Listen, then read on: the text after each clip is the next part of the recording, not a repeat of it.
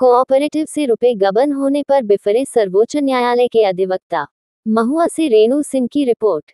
यहां वैशाली शहरी विकास cooperative bank व अन्य कोऑपरेटिव से करोड़ों रुपए गबन होने को लेकर सर्वोच्च न्यायालय के अधिवक्ता ने गुस्सा जाहिर किया और कहा कि रुपए लूटने वाले का तो बल्ले बल्ले है, जबकि उसमें अपनी पेट काट कर रुपए जमा करने वाले आमजन परेशान हो रहे हैं।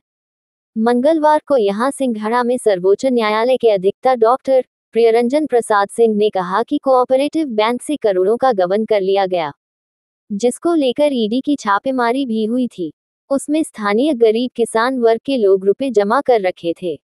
वहीं कुछ लोग तो कर्ज लेकर भी बैंक में रुपए जमा किए थे, जिनकी आज हालत खराब है और लुटेरा की बल्ले बल्ले है। उन्होंने राजद के बड़े नेता और पूर्व मंत्री पर जमकर भड़ास निकाली। Advocate supreme court of India. मैं आज एक ऐसी चीज पे पर्दाफाश करना चाहता हूं जो शायद अभी तक जांच एजेंसियों द्वारा भी नहीं पूरी तरह से कवर किया जा चुका है। अभी जो वैशाली शहरी विकास कोऑपरेटिव बैंक जिसका मुद्दा आया, जो 83 करोड़ के गबन की बात हुई थी, यह एक पूरा का पूरा कॉकस है और जिसमें श्री आलोक मेहता जो भूतपूर्व मंत्री हैं और आरजेडी के अभी तत्कालीन सदस्य भी हैं उजियारपुर से, उनका नाम प्रमुख रूप से आ रहा है, जो कि प्रवर्तन निदेशालय के अपनी जांच में भी आया है और उन्होंने उनको पार्टी भी बनाया है।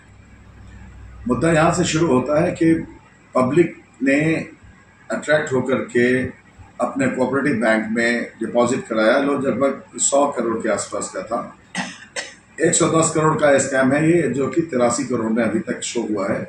एक वहाँ पर लैब्स है, महुआ कोऑपरेटिव कोल्ड स्टोरेज लिमिटेड, जिसके सरगना अभी जो अध्यक्षा हैं वो मिसेस अर्चना सिंह हैं, जिनके हस्बैंड ज्योति शरण जो शिक्षा विभाग में काम करते हैं किसी पद पर, और लेकिन वो अपनी पत्नी की जगह पर वही वो काम करते हैं। वो और राजीव नयन सिंह जो वहाँ भूतपूर्व जो 3 जुलाई 2024 को रिटायर कर चुका है मैनेजर, वो ये सारे मिल करके ये दोनों उनके बिहाफ में काम करते हैं और पब्लिक मनी को अपने मर्जी के हिसाब से उसको पूरा का पूरा जो स्कैम है वो लगभग 150 से 200 करोड़ के बीच में है, जिसको बहुत गहन और सघन जांच की आवश्यकता है। जिसकी मैंने इस पर बहुत काम किया है।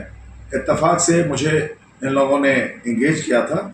किसी भी जांच एजेंसी को देने के लिए मैं तैयार हूँ, मैंने दिया भी है और दूंगा भी आगे। उसमें एक ही स्टॉक जो आलू है, आलू का स्टॉक रहा, लेकिन वो आलू का स्टॉक कहीं पर भी वो नहीं होकर के हल्दी का स्टॉक बना दिया गया। उसको हल्दी कभी रखा नहीं गया, उसको हल्दी के ऊपर में उसकी वैल्यूएशन का वो बना करके झूठा स्टॉक दिखा करके IDBI से पहले पैसा लिया गया, फिर PNB ने पैसा दिया, फिर वैशाली शहरी विकास कोऑपरेटिव बैंक ने किया, फिर वैशाली सेंट्रल कोऑपरेटिव बैंक ने किया, फिर उदय कोऑपरेटिव क्रेडिट सोसाइटी लिमिटेड ने किया, और उसके अलावा प्राइवेट लोगों को पब्लिक से लुभा करके अपने जितने भी एम्प्लॉयज हैं उनका इन्फ्लुएंस दे करके उनसे पैसा का दोहन किया गया। 3%, 5% जहां से जो पैसा हुआ इन सब पैसों का बंदरबाट किया गया। यह पैसे सब अल्टीमेटली मिस्टर मेहता के पास में पहुंचा या उनकी फैमिली के पास पहुंचा, जिसका अंदेशा शायद वो तुलसीदास मेहता भी नहीं लगा चुके होंगे कि यह उनके ये सारे एस्टैब्लिश इंस्टीट्यूशन जो उन्होंने अपने जीवन काल में किया समाज के लिए, जो भी वो एक बहुत दूरदर्शी इंसान थे। उन्होंने लोगों का भला करने के लिए सारे इंस्टीट्यूशन का वो किया और सब जगह लोग उससे लाभान्वित भी रहे, लेकिन उसका यह नतीजा होता इतने कम समय में। 1978 में पहली बार यहाँ नॉर्थ बिहार में मुझे लगता है कि पहला इंस्टीट्यूशन था, क्योंकि कोऑपरेटिव में पहला कोऑपरेटिव वो एस्टैब्लिश किया गया था बिहार एंड उड़ीसा एक्ट के तहत, कोऑपरेटिव एक्ट के तहत, जो महुआ कोऑपरेटिव कोल्ड स्टोर लिमिटेड के नाम से है, जो महुआ में स्थित है। और आज स्थिति ये है कि उसके ऊपर में कर्ज का इतना भार है, अधिभार है, कि वह उसमें कभी भी वह किसी समय कोलैप्स हो सकता है। गवर्नमेंट ऑफ इंडिया का उसमें 27 करोड़ का है, NCDC का के थ्रू आया हुआ है, वो रिकॉल हो चुका है लोग। उसके बाद में पब्लिक का पैसा है जो कई करोड़ में है। सब जगह पर सिर्फ आपको करोड़ सुनने को मिलेगा। अगर आप बैंक देखेंगे तो बैंक में वहां पर जो उसका 2,000 5,000 का भी डिपॉजिट नहीं होगा उसके इंस्टीट्यूशनल बैंक खाते में। तो इससे साफ जाहिर होता है कि इसमें यह पैसा गया कहाँ।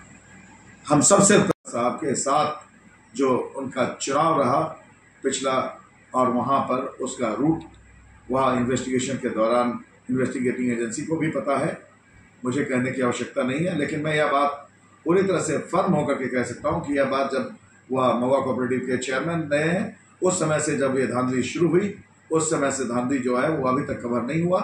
और अभी तक जितने लोग जुड़े हुए हैं उनसे और सबको कहीं ना कहीं किसी न किसी रूप में प्रताड़ित किया जा रहा है।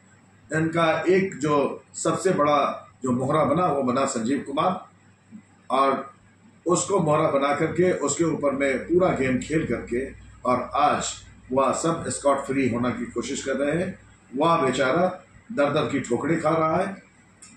उसकी एक ही हो रही है कि वह इनके हिसाब से नहीं चला बाद में तो उसको एक तरफ प्रताड़ित करके एक तरफ कर दिया गया। आज वह 2 साल से वह अपने परिवार को नहीं मिल पा रहा है, वह छुप छुप करके रह रहा है। पब्लिक का मनी उसने सोर्स जो किया था, जो इन लोगों को दिया, इंस्टीट्यूशन को दिया, जो इन्होंने इधर उधर किया पैसा को, वह आज पैसा पेमेंट करने की पोजीशन में नहीं है। वह अपना घर बेच चुका है, अपनी सारी चीज में जो है आज वह एक एक पैसे के लिए मोहताज है।